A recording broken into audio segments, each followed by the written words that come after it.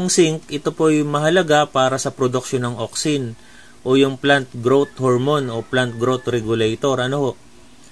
Tumutulong para sa mabilis na paglaki ng iba't ibang parte ng halaman.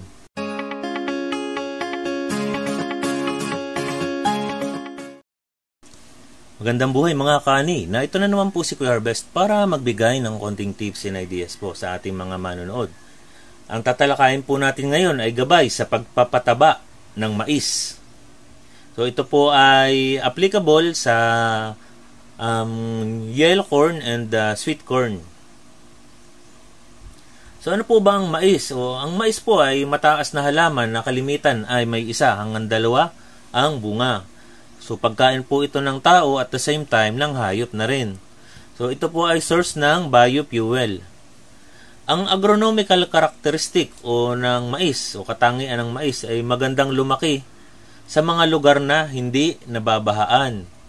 Mas mainam na lumaki sa buwaghag na lupa at malakas kumain ng pataba na urea.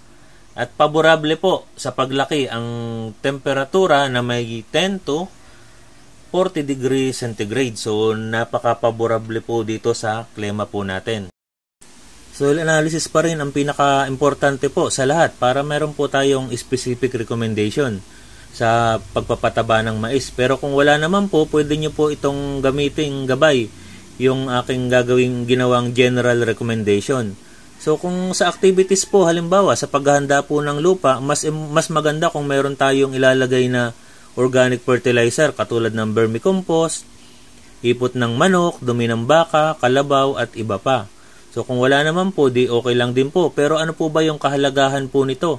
Pinapaganda po ang hilatsya ng lupa o yung kalidad ng lupa, yung soil texture. Pinapataas din po yung activity ng mga microorganism o yung mga organic matter natin.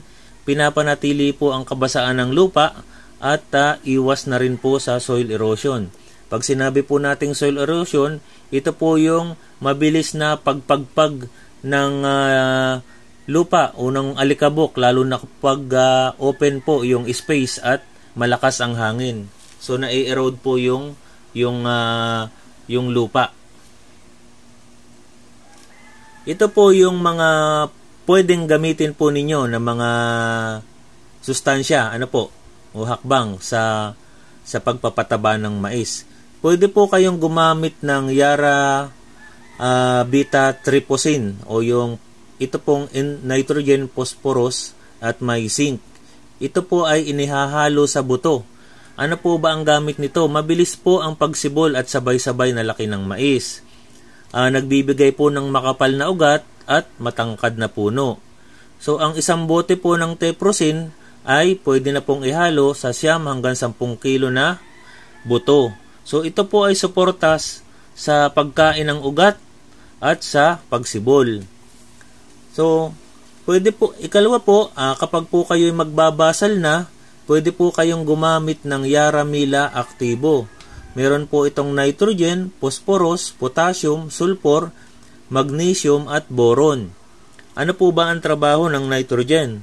Ito po ay nagpapalaki ng halaman, nagbibigay ng maraming bunga, nagpapaberde sa dahon.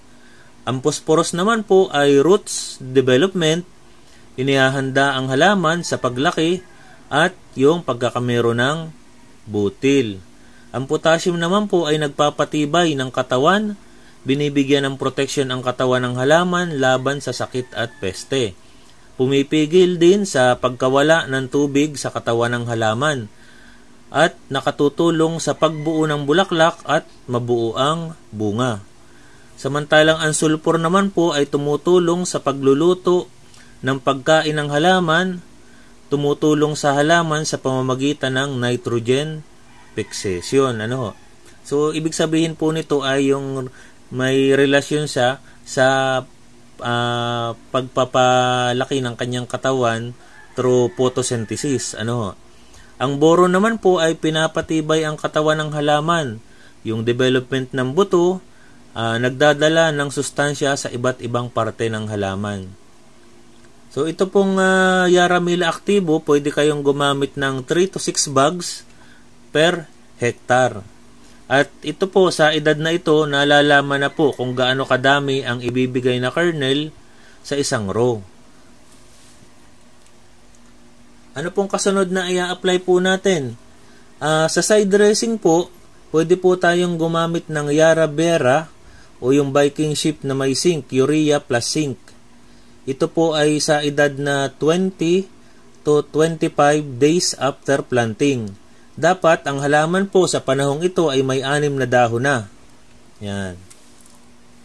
So dito po, hahaluan po natin ng muriate of potash. Yan. Ang muriate of potash naman po, ito po yung kulay, medyo kulay red na parang sugar. So, katulad po nung binanggit natin kanina, nabanggit naman na po natin ang trabaho ng nitrogen, potassium, at ito naman pong zinc, ito po yung mahalaga para sa production ng auxin o yung plant growth hormone o plant growth regulator.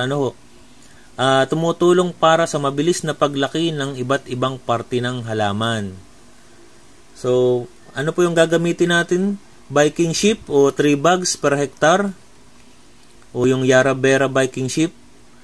Plus, ihahalo po natin ang isang sako ng muriate of potash o yung 0060. Ayan. So, ano po ba ang dahilan? Yung pong makikita po natin dito na sa paglalagay po ng abono na ito, maihahanda po ang katawan sa pagbubunga, maging mahahaba ang kab at maberde at malapad ang dahon, at malaking katawan. So paalala po, dapat laging may moisture ang lupa para mabilis matunaw o matapos ang pag-ulan, saka po kayo maglalagay ng fertilizer. Ito naman po yung mga tipid tips po natin. Siguraduhin maganda ang pagkakahanda ng lupa o yung tinatawag natin na sterilization.